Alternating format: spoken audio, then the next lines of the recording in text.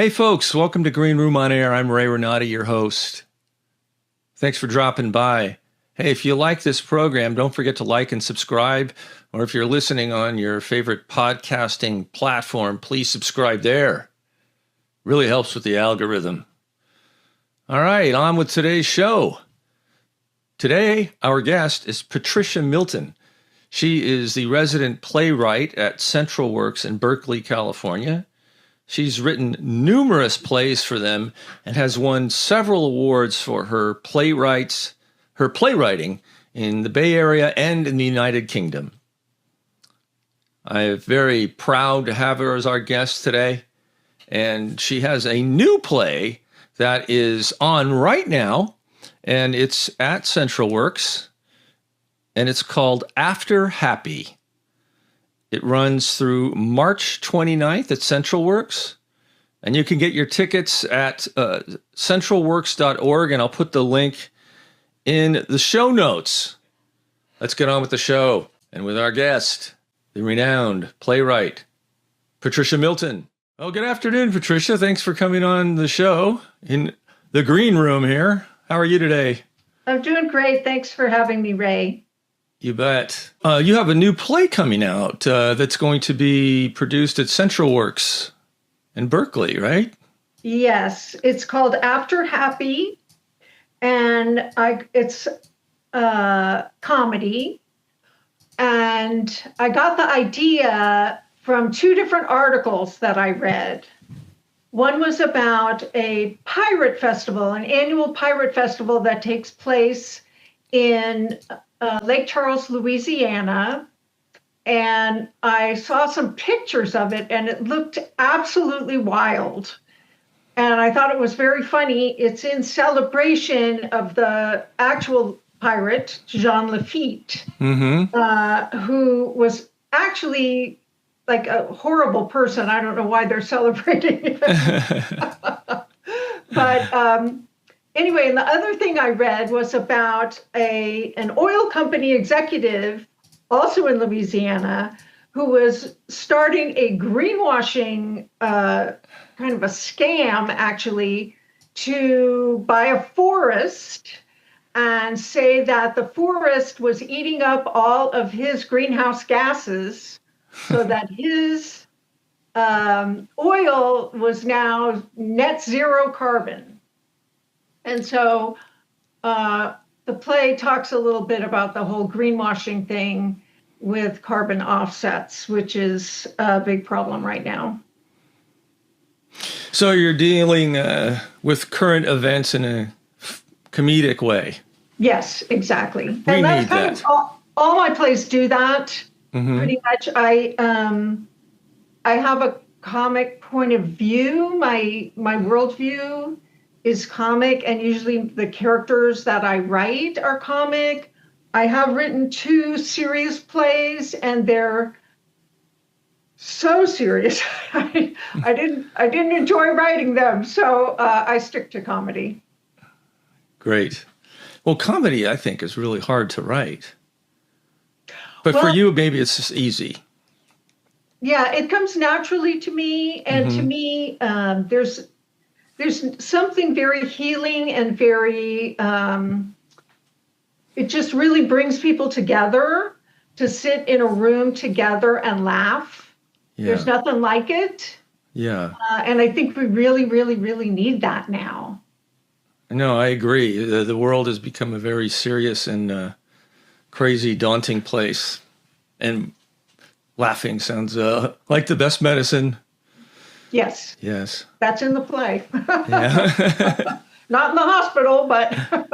So are you the resident playwright at Central Works? Yes. Okay. It's Gary Graves and myself. Oh, okay. Great. How did you come together to start writing plays for them? Well, I've been a playwright, let's see, since probably 2009. I mean, I was a playwright when I was a little kid. I wrote plays and put them on in the garage. Yeah. But I stopped for a really long time to make money and have a career and everything. But I started again in 2009, and I had a writing partner. So I co-wrote plays with my writing partner, Andy Black. And Andy and I had very similar kind of artistic visions and so on. So we wrote a bunch of plays together, including musicals. And then I kind of went off on my own. I like to write plays that feature women protagonists, and usually more women than men. I like to give women actors parts because often, they're the girlfriend or the mother. Right. They don't get a lot to do. So I like to have them be very active in the play. And I took a course at Berkeley Rep School of Theater. They teach playwriting. And the instructor there is Gary Graves. Mm-hmm. So I wrote a play there, and Gary liked it. And he had, they had an opening for a play to be written by a playwright, and he asked me to do it. Now, this was when they were using what's called the Central Works method, which is you select a topic and you select the actors, you cast it, and you haven't even written a word. And then over a course of several months, you write the play with the actors, with the director, and then it goes up. So I had never done this before.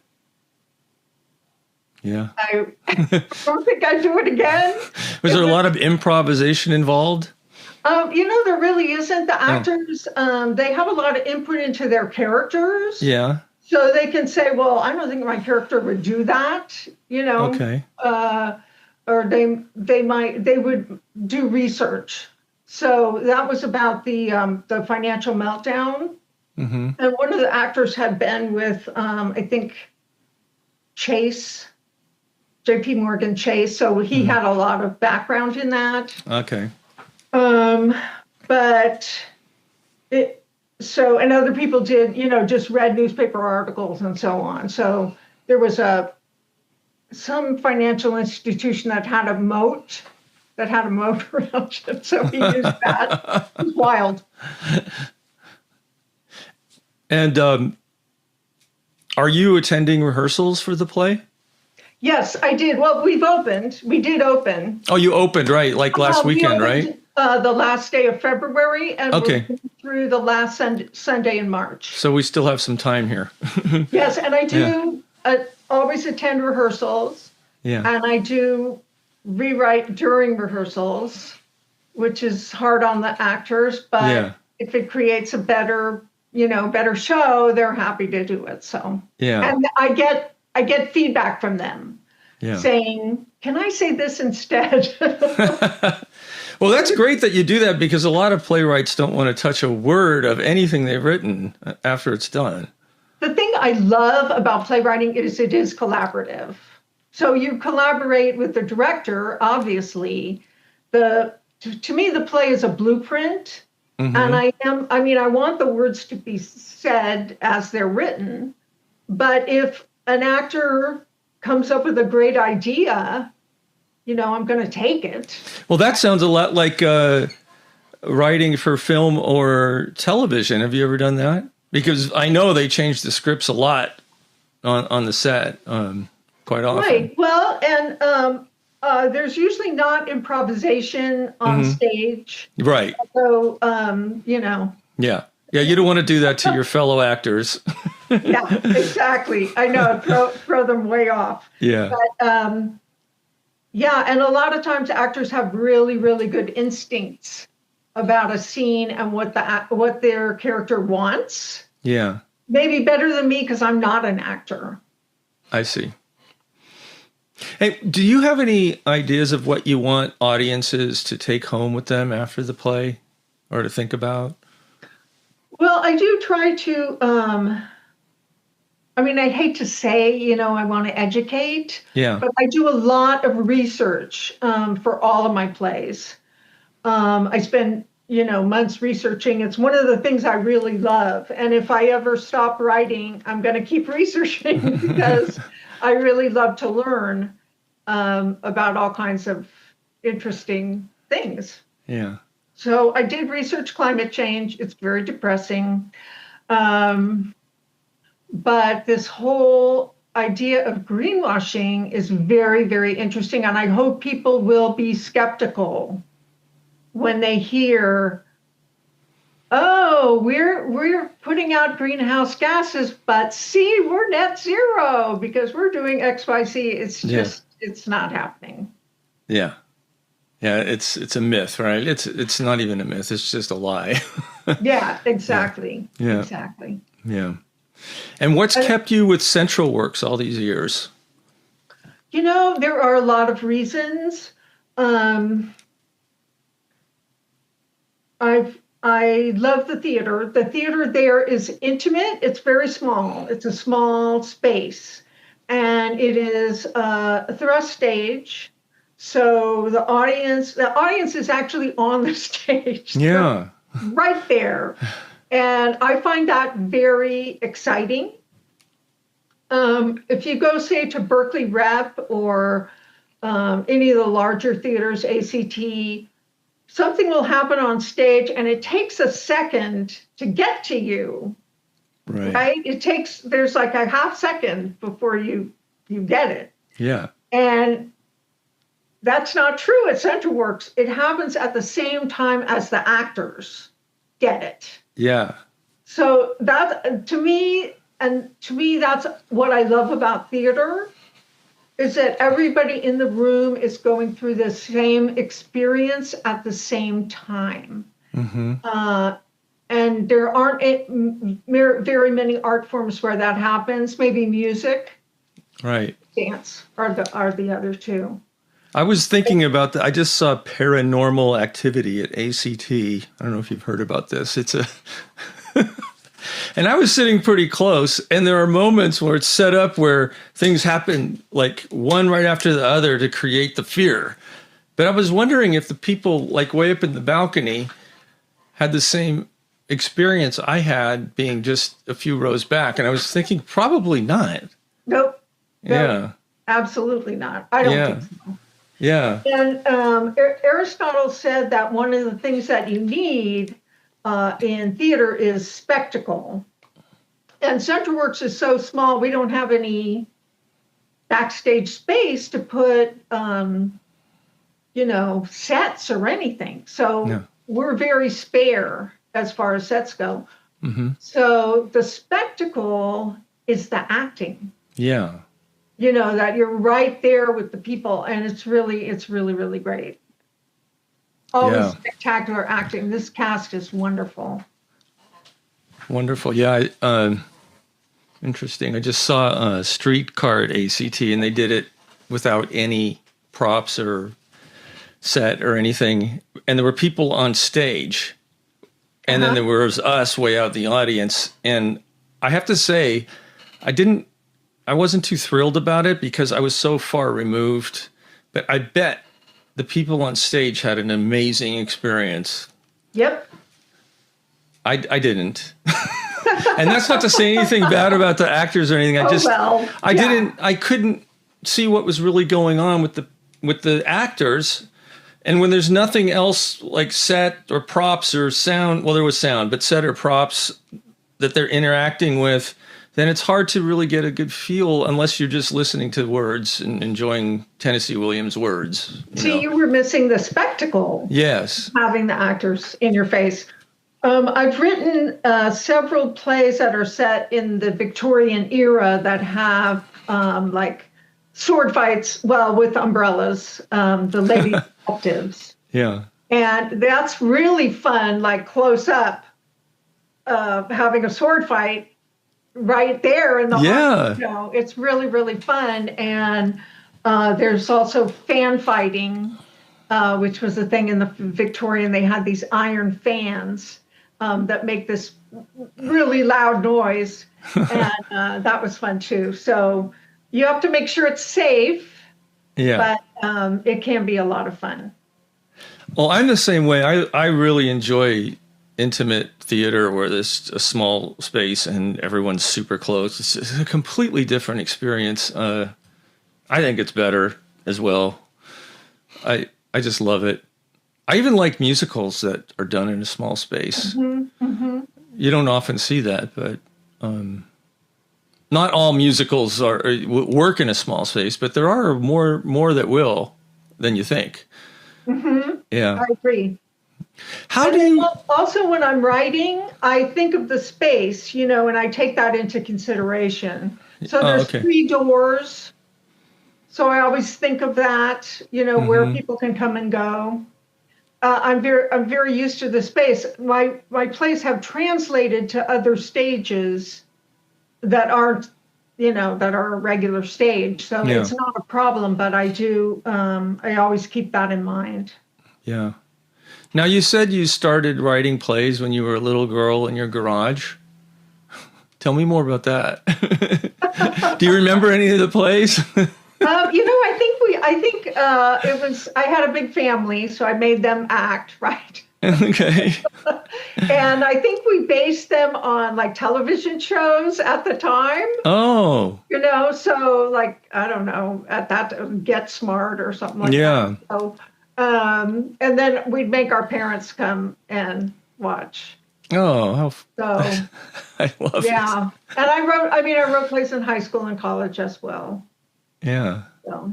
Maybe that's where you got your knack for comedy. They had all those hilarious sitcoms back maybe in those days. Yeah. Yeah. Yeah. So how many people are in this show? Is it 3 or 4 actors, it looked like? There's 3 actors, all women. Okay. Absolutely wonderful. Jan Zweifler, who is the co-director of Central Works. She plays the Noble Oil's executive, and she is put in charge of the Pirate Festival. She needs to find a pirate queen, which she doesn't have. And then her niece shows up unexpectedly, and we don't know why she's there. But we do know that she fled after the Hurricane Happy, blew through their town, and she was recently arrested in Portland for a pipeline protest. Mm-hmm. So we understand that she's on the other side of the climate position than her aunt. And then there's a third character named Steph, and she is the niece's friend who shows up in the middle of the play and kind of throws a wrench in the action. And to find out what the wrench is, you need to go watch the play. That's right. Well, it was funny because I was writing the play and I had the 2 characters, the niece and the aunt, Kat and Brenda, and I knew there was somebody waiting in the car. And I didn't know who it was. Sometimes when you're writing something, you just know, like somebody's got a briefcase and there's something in it, but you don't know what it is. And I love to write like not knowing that, and then it comes to you, you realize what it is. Yeah. So it was Steph out in the car, and she comes in. What do you like about writing plays over, say, other forms of writing, like novels or TV or film? Like, what is it about writing plays that attracts you? Well, I think I did say about the collaboration. Yeah. I really like that. I'm sorry. I don't know why I am. Oh, that's fine. Yeah, the collaboration, I was curious about that. Oh, I understand collaborating now, but like, how do you write a play with someone else? I mean, do you sit down together and write it and just come up with stuff, or do you write your own pieces and then meet and fit them together? How does that work? No, we do. We actually did. They have things now where you can be on the internet. Yeah. Like Google Docs, and you could be in 2 different places and write at the same time. Okay. But Andy and I wrote together in the same room. I see. So we would take turns. One of us would be typing, and we would be talking back and forth. So we would talk through the scene. Yeah. So you pick a scene that you're going to do, and you talk through what happens in the scene, and then we just kind of go through and start filling it in and writing it. Yeah, yeah. And then there's a lot of rewriting always. Yeah.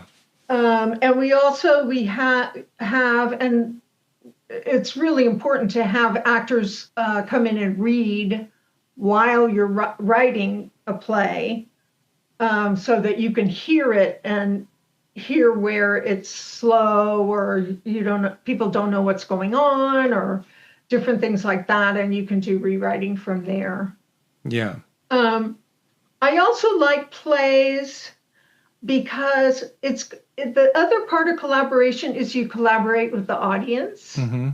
So the audience brings their own ideas, their own background, their own just everything, their own lives to the theater. And so, sometimes that's good. Sometimes like they hate your play because they were expecting something else, or, your play, hit a raw spot or something. But I love that. I think it's really great. You don't spoon feed them at all.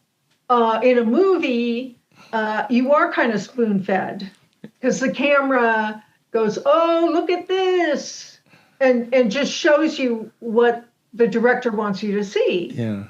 But in a play, you can look anywhere you want. Yeah. If you're in the corner, you can look backstage. So I think that's really great. And you have to use your imagination. They bring their imaginations. Mm-hmm. And, it's really play, that's why they call it a play, right? Yeah. So it's very fun to have that as your job, play, There's almost the audience has sort of a life of its own, as if it's its own entity. I know as an actor, it always feels that way. This audience is like this. This audience was like this. And if you get a feeling as though it's a one organism, and it's really amazing. Well, there have been studies that the heartbeats of audience members, they get the same rhythm. They synchronize? Yeah. Uh-huh. Wow. That's amazing. Yeah. I'm sure they do in a concert also, I'm sure. Yeah. Mm-hmm. Yeah. Mm-hmm. So it is cool. So the show runs for how many more weeks? Let's see, 4 more weeks. So it's through March 29th. Okay. And I would just want to give a shout out. My director is Gary Graves. Okay. And the actors are Jan Zweifler as Brenda, Laura Dunnigan as Kat, and Steph is played by Rezan Asfa.